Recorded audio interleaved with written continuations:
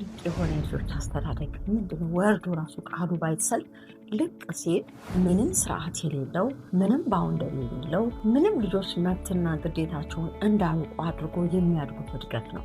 ይህንን እድገት የሚመሩ ቤተሰቦች ልጆቻቸውን በጣም ከማፍቀራቸውና ከመውደዳቸው የተነሳ ለልጆቻቸው ልዩ አክብሮትን የሰጡ የመሰላቸው ልጆቻቸው እንደፈለጉ እንዲንቀሳቀሱ ያደርጓቸዋል። ምንም አይመሯቸውም ማለት ነው። ስለዚህ ቤተሰብ ልጆቹን ሲያሳድግ በስርዓት ማሳደግ በስርዓት መምራት እንዳለበት ነው መጽሐፍ ቅዱስ የሚናገረው። ልጅህን በሚሄድበት መንገድ ምራው ይላል።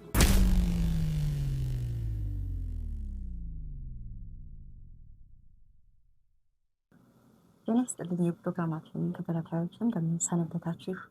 ይህ ጥበብ ጎጆ የተሰኘው ፕሮግራም ነው። በዚህ ፕሮግራም ቤተሰባዊ ነክ ጉዳዮችን፣ ማህበራዊ ነክ ጉዳዮችን እንዲሁም ሀገርን፣ ማህበረሰብን ይበጃል ይጠቅማል የምንላቸውን በጎ ሀሳቦች ይዘን የምንቀርብበት ፕሮግራም ነው።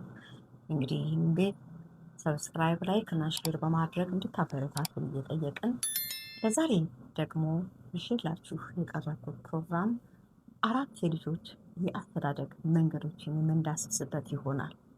እንግዲህ እነዚህ 4 ልጆች አስተዳደግ መንገዶች ቤተሰብ ልጆቻቸውን ሲያሳድጓቸው የሚጠቀሙበት ወይ ነው እና እንግዲህ ከዚህ ፕሮግራም በኋላ ቤተሰብ በየትኛው መንገድ ልጆቻችንን ብናሳድግ ይበጀናል፣ የትኛውን የተሻለ ብሎ እንዲመርጥ ነው ይህንን ትምህርት ይዤላችሁ የቀረብኩት።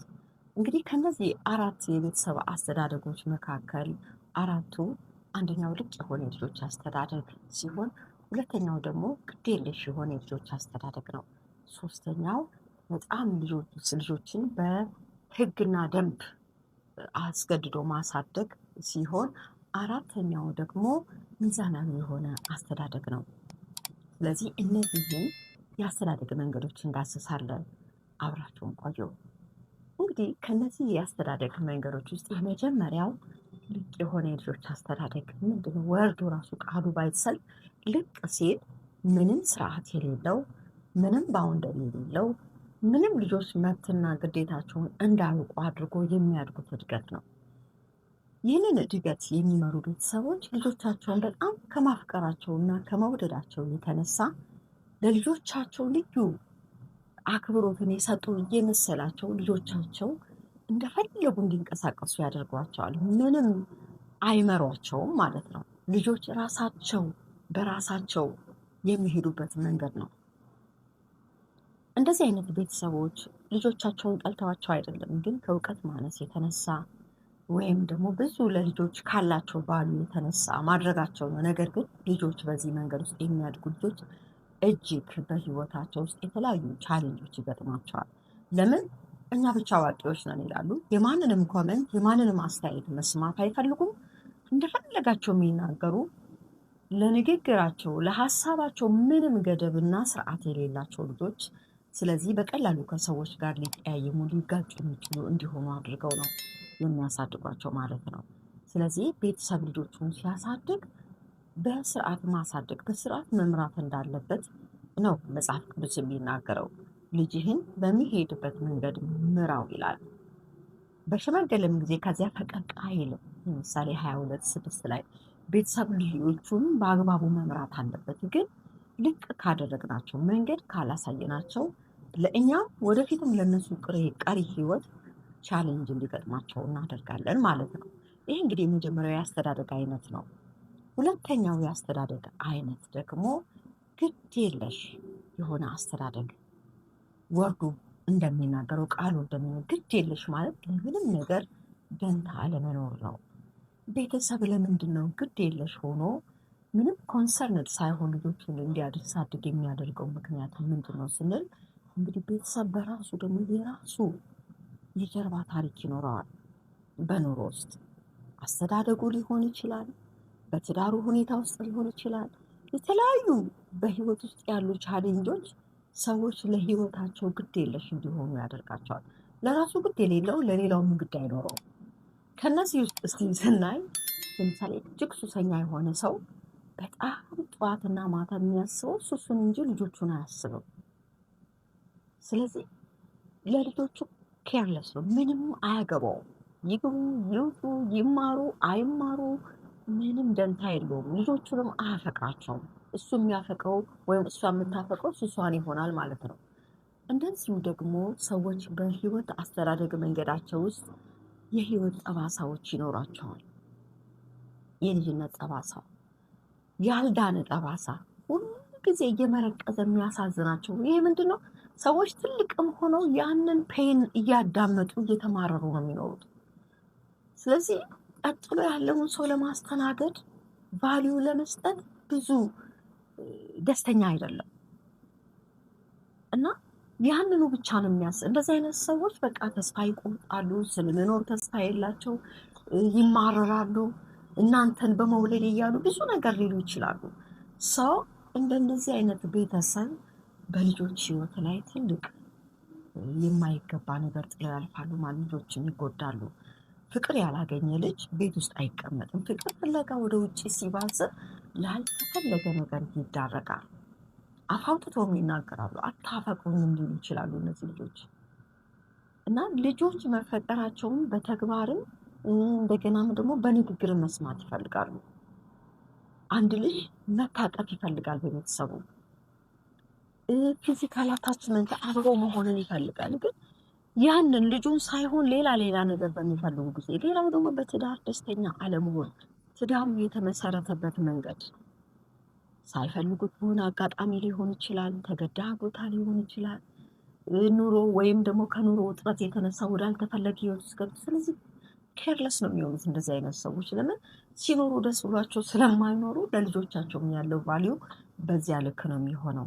ስለዚህ እንደዚህ አይነት አስተዳደግ ውስጥ የሚያድጉ ልጆች የተጎዱ ልጆች ናቸው። ቫሊዩ ያልተሰጣቸው ልጆች ናቸው። ያልተወደደ ትኩረት ያልተሰጠው ልጅ ለብዙ አደጋ የተጋለጠ ነው። እሱም በቀሪው ህይወቱ ደግሞ ይሄንኑ ነው የሚያደርገው። ብዙ ጊዜ ትኩረት የተሰጣቸው ልጆች ለሌሎች ሰዎች ትኩረት መስጠት ይችላሉ። ሶስተኛው ደግሞ ጥብቅ ቁጥጥር፣ በህግና በደንብ ላይ የተመሰረተ የልጆች አስተዳደግ ነው። በቤተሰብ ቁጥጥር ውስጥ ሁሉ ነገር ከፍተኛ በሆነ ቁጥጥር ውስጥ ልጆች ደግሞ የሚፈልጉት ቁጥጥር ሳይሆን ፍቅርን፣ አቴንሽንን ይፈልጋሉ። እንደነዚህ አይነት ቤተሰቦች በጣም ቁጥጥር የሚያበዙ እያንዳንዱ ነገር በህግና በደንብ ላይ ብቻ መስርተው የሚጓዙ ሰዎች ለልጆቻቸው ፍቅር መስጠት አይችሉም። ይብን ልጆች እንዲፈሯቸው፣ ልጆች የእነሱን ማቴሪያል እንዲፈሩ፣ እጅግ በልጆችና በቤተሰብ መካከል ክፍተት እንዲኖር የሚያደርግ አስተዳደግ ነው። ልጆች ቤተሰብ ሲመጣ መጡ ደግሞ የሆነ ነገር ሊሉን ነው በሚል ይጨናነቃሉ። እና ልጆች ህግና ደንብ አይደለም የሚያስፈልጋቸው። በእውነት ልጆችን በደንብ በህግ መምራት ጥሩ ነው። ነገር ግን ማስመረር ተገቢ አይደለም። እንዲህ ይላል ኤፌሶን 6:4 ላይ አባቶች ልጆቻቸውን በምክር በተግሳጽ በፍቅር እንዲያሳድጓቸው እንጂ እንዳያስቆጧቸው ይናገራል። ልጆች ፍቅር ይፈልጋሉ፣ በፍቅር ደግሞ ምክርን ይፈልጋሉ፣ በፍቅር ተግሳጽን ይፈልጋሉ እንጂ ልጆችን ማረር ወይም ማስቆጣት መጽሐፍ ቅዱስ ራሱ አይፈቅድም። ስለዚህ ወላጆች ልጆች እንዲማረሩ አድርገን ማሳደግ የለብንም። ልጆችን እንደ እግዚአብሔር ቃል ልናሳድጋቸው፣ በፍቅር ልናሳድጋቸው ይገባል።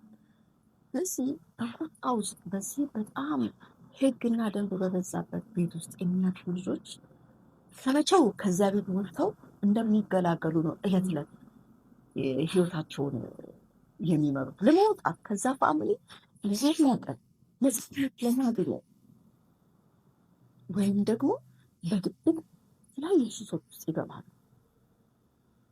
ለምን? ወላጅና ልጆች አብረው ኮሚኒኬት ማድረግ አለባቸው። አብረው መመካከር፣ አብሮ አንዱ ሌላውን ኢንከሬጅ እያደረገ ቤተሰብ ልጁን ማጽናናት አለበት፣ ልጁን ማበረታታት አለበት እንጂ ፍጹም ይሄንን አላደረግክም ይሄን አጓደልክ እያልን የምንመራቸው ከሆነ ልጆች በድብቅ ሌላ የራሳቸውን ልምምድ ይፈጥራሉ። ለምን? ከወላጆቻቸው ጋር ግንኙነት ስለሌላቸው በርቀት ስለሆነ። ወይም እንደዚህ አይነት ቤተሰቦች ልጆቻቸውን እወድሃለሁ ብሎ አይናገሩም። እንደዚህ ማለት ስህተት ስለሚመስላቸው ለልጆቻቸው ስሜታቸውን አይናገሩም። መውደዳቸውን ለልጆቻቸው ቫልዩ እንዳላቸው አይናገሩም። የተደፈሩ ይመስላቸዋል። ስለዚህ እነዚህ ልጆች በቀኑ ዘመናቸው ራሱ ለትዳር ያላቸው ለህይወት ያላቸው ነገር ለየት ያለ ተከራካሪዎች ናቸው። አይቀበሉም ሰውን፣ ነጭናጮች ነው የሚሆኑት። ስለዚህ ቶሎ ከቤተሰብ መሸሽ መውጣት የነሱ ህልም ይሆናል ማለት ነው። አራተኛው ደግሞ የልጆች አስተዳደግ መንገድ ሚዛናዊ የሆነ የልጆች አስተዳደግ ነው። ሚዛናዊ ማለት ባላንሱን የጠበቀ ፍቅር አለ።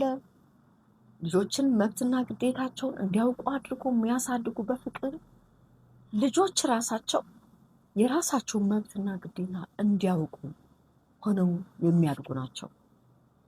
እንደገናም ደግሞ በቤት ውስጥ የቤተሰብን ድርሻ ለምሳሌ በቤት ውስጥ ማን መሪ እንደሆነ ልጆች ያውቃሉ። በሚዛናዊ በሆነ መንገድ የሚያድጉ ልጆች ለይተው ያውቃሉ። ስለዚህ ለቤተሰቦቻቸው ያላቸው ትኩረትም ለየት ያለ ነው። በህይወታቸው እነዚህ ልጆች ምንድን ናቸው? ደስተኞች ናቸው። ባውንደሪ አላቸው። እያንዳንዱን ነገር ሲያደርጉ በገደብ ነው፣ ከገደብ ያለፉ አይደሉም። ለምን? ቤተሰብ በራሱ ባላንስ ጠብቆ የሚያሳድግ በባላንስ ልጆቹን የሚያሳድግ ቤተሰብ ባውንደሪ ለልጆቹ ያዘጋጃል። እስከ ድረስ መሄድ እንዳለባቸው ያውቃሉ። ስለዚህ ቤተሰብ ለልጆቹ መሪ መሆን አለበት ማለት ነው። ልጅን በሚሄድበት መንገድ ምራው። በሸመገለም ጊዜ ከዚያ ፈቀቅ አይልም። አያችሁ፣ ሚዛናዊ የሆነ አስተዳደግ የሚያሳድጉ ሰዎች ልጆቻቸውን እንዴት እንደሚመሩ ያውቃሉ። መሬት የለም፣ ግዴለሽነት መሆን የለም። ባላንስ በጠበቀ ወይም ደግሞ ልቅ አይደሉም። ሚዛኑን ጠብቆ ነው እዛ ቤተሰብ ውስጥ ልጆች የሚያድጉት። ስለዚህ በእንደዚህ አይነት መንገድ የሚያድጉ ልጆችም ደስተኛ ናቸው፣ ቤተሰብም ደስተኛ ነው። እንደገናም እነዚህ ልጆች እንደ ስጦታ የሚቀበሏቸው ደስተኛ ናቸው። እንደተሰጣቸው ኃላፊነት ተሰምቷቸው በኃላፊነት ልጆቻቸውን ያሳድጓቸዋል። እና በዚህ አይነት የልጆች አስተዳደግ ውስጥ የሚያድጉ ልጆች ምኞታቸው ራሱ ወንዶች ልጆች እንደ እናታቸው አይነት ሚስት ለማግባት ይጓጓሉ። ሴቶችም ደግሞ እንደ አባታቸው አይነት ባል ለማግባት ይጓጓሉ። እዚህ አይነት ይሄ ሚዛናዊ በሆነ አስተዳደግ ውስጥ የሚያድጉ ልጆች ለትዳር ያላቸው ስሜት እጅግ ከፍተኛ ነው። ሲያድጉ ቶሎ ለማግባት ሲያድጉ እንደነሱ አይነት ቤተሰብ ለመመስረት ጉጉት አላቸው። ስለዚህ ወላጆች ልጆቻችንን ስናሳድግ ለዚህ ለአሁን ብቻ አይደለም፣ የወደፊት ዴስቲኒያቸውን በእኛ እጅ ውስጥ ነው ያለው፣ በእኛ ቁጥጥር ውስጥ ነው ያለው ማለት ነው። ስለዚህ ልጆቻችንን ስናሳድግ እጅግ ልቅ ማድረግ የለብንም። ባውንደሪ ልንሰራላቸው ይገባል። ሕግና ደንብ ሊኖር ይገባል። የራሳቸውን መብትና ግዴታ እንዲያውቁ አድርጎ ልጆች ስራ እንዲለምዱ አድርጎ ማሳደግ ጥሩ ነው። በጣም ምንም እንዳይሆኑ አሳድገናቸው በቀሪ ህይወታቸው ላይ እንዲቸገሩ ማድረግ የለብንም። በልጅነታቸው ኤቭሪቲንግ እየተለማመዱ እንዲያድጉ ቤተሰብ ዋጋ መክፈል አለበት። እንደገናም ደግሞ ግድ የለሽ መሆን፣ ይልቁንስ ያለውን ችግር አውቆ መታከም፣ ስነ ልቦና ባለሙያ ጋር ሄዶ መታከም፣ ያንን ህመም ያንን የልጅነት ጠባሳ ይዞ እያለቀሱ ከመኖር ማማከር እና ለውጥን ያመጣል። ልጆችን ደግሞ እንደ ስጦታ አድርጎ መቀበል መልካም ነው። በእንደዚህ አይነት መንገድ የሚያድጉ ልጆች ልቅ ሆነው እንደገናም ደግሞ በግድ የለሽ መንገድ የሚያድጉ ልጆች በቀሪው ዘመናቸው ላይ የሚገጥማቸው ነገር ትልቅ ችግር ነው። ለምን? እኔ ትክክል ነኝ ብለው ነው የሚያስቡት። ለምሳሌ ልቅ በሆነ አስተዳደግ ያደጉ ልጆች ባሎቻቸው ምንም አይነት ነገር ቢነግሯቸው አይሰማቸውም። ለምን? ልክ ነኝ ይላሉ፣ የፈለጉትን ይናገራሉ። ነገርን በስርዓት ያደገ ልጅ ስርዓትን ነው የሚያደርገው፣ በስርዓት ነው የሚጓዘው። ይሄ ጥብቅ ቁጥጥር ደግሞ ልጆች እንዲጨነቁ፣ ደስተኛ እንዳይሆኑ፣ እንዲማረሩ ነው የሚያደርጋቸው። ልጆች ደግሞ ሲማረሩ ትምህርት ደስ አይላቸው፣ ኑሮም ደስ አይላቸውም። ጨቅጫቆች ነው የሚሆኑት። እነሱ እዚህ ቤት ውስጥ ባለው ነገር እነሱም ወጥተው የሚያሳዩት ባህሪ ደስ የማይል ባህሪ ነው። ጨቅጫቆች ናቸው፣ አይታዘዙም። ቁጥጥር ስለበዛ ልጆች ጥሩ ይሆናል ብለን ማሰብ የለብንም። ልጆችን ሚዛናዊ ቅጣት ያስፈልጋል። ልጆች አሁን ልጆች መቀጣት አለባቸው። ልጅህን ቅጣ ይላል መጽሐፍ ቅዱስ። መስመር ለማስያዝ ሰው ልጁን መቅጣት አለበት። ካልተቀጣ ያ ልጅ ወደ ተሳሳተ መንገድ እንደሚሄድ ይናገራል። በእርግጥ በበለጸጉ ሀገሮች ልጆችን መቅጣት ስህተት እንደሆነ አድርገው ያው ሲናገሩ እንሰማለን። ነገር ግን መቅጣት ማለት አቢዩዝ ማድረግ ወይም ደግሞ ልጆች ፍጹም እንዲጎዱ ማድረግ ሳይሆን በፍቅር ስህተታቸውን ማሳወቅ ማለት ነው። ቅጣት ማለት በፍቅር ስህተታቸው ምን እንደሆነ ማሳወቅ ነው። እጅግ በጣም መደብደብ ማለት መቅጣት አይደለም። እጅግ በልጆች ላይ ስነልቦናዊ የሆነ ጠባሳን ማሳደር መቅጣት ማለት አይደለም። መቅጣት ማለት በፍቅር እንዴት እንደተሳሳቱ ማሳየት ነው። ስለዚህ ልጆች በፍቅር ከተቀጡ ደግሞ የሚገርመው ሌላ አይነት ወደ ፖሊስም አይደውሉም። መጀመሪያ ፍቅር ካለ ወደ ፖሊስ አይደወሉም። ግን ፍቅር ሳናሳያቸው ንቅጣ ብንል 911 ደውለው ይጠርላቸዋል። ስለዚህ ልጆችን በአግባቡ ማሳደግ ይኖርብናል። ሚዛናዊ በሆነ መንገድ ማሳደግ እጅግ ጠቀሜታ ስላለው ከነዚህ የአስተዳደግ መንገዶች ውስጥ እንዴት ልጆቻችሁን እያሳደጋችሁ ነው? የትኛው የተሻለ ይሆን እንድንመርጥ ነው። እንግዲህ ከነዚህ አስተዳደግ መንገዶች መርጠን የተሻለውን እንድንይዝ ነው። ልጆቻችንን ወደ ተሻለ መንገድ እንድናደርሳቸው፣ ልጆች ደስተኛ እንዲሆኑ፣ ቤተሰብ ወደፊት የልጆች አስተዳደግ ወይም ደግሞ ውጤት ላይ ደስተኛ እንዲሆኑ አስተዳደግ ወሳኝ ነው። ዛሬ በየጎዳናው የምናያቸው፣ ዛሬ በሱስ ተጠምደው በተለያየ ቦታ ወድቀው የምናያቸው፣ ዛሬ በሌብነት በምናምን ተሰማርተው የምናያቸው የአስተዳደግ ችግር ነው። ይሄ እንግዲህ ዛሬ የምናየው ወላጅ ስላላቸው ልጆች ወይም ደግሞ አሳዳጊ ስለሆኑ ሰዎች ነው። ነገር ግን ወላጅ ደግሞ በማጣት ልጆች ለተለያየ ችግር ሊዳረጉ እንደሚችሉ የተገለጸ ነው። ስለዚህ እሱን በሚቀጥለው ፕሮግራም እናያለን። ለዛሬ ግን ወላጆች ልጆች የምታሳድጉ ኃላፊነት ወስዳችሁ እንደ በመውለድ አባትና እናት ሆናችሁ በጉዲፈቻ ወይም ደግሞ በማደጎ ልጆች ወስዳችሁ የምታሳድጉ በቤተሰብነት የምታሳድጉ ሰዎች ልጆቻችሁን እንዴት እያሳደጋችሁ ነው? ይህ ትምህርት ስለሚጠቅመን የተሻለውን የአስተዳደግ መንገድ በመምረጥ የልጆቻችንን ፍጻሜ እንድናሳምር ነው። ለዛሬ ያለኝ ፕሮግራም እንግዲህ ይሄ ነው። በሚቀጥለው በሌላ ፕሮግራም እስከምንገናኝ ደህና ቆዩ። አሁንም ይህንን ቤት ሰብስክራይብ፣ ላይክ እና ሼር ማድረግን ሳትዘነጉ እንድታግዙን እንጠይቃችኋለን። መልካም ቆይታ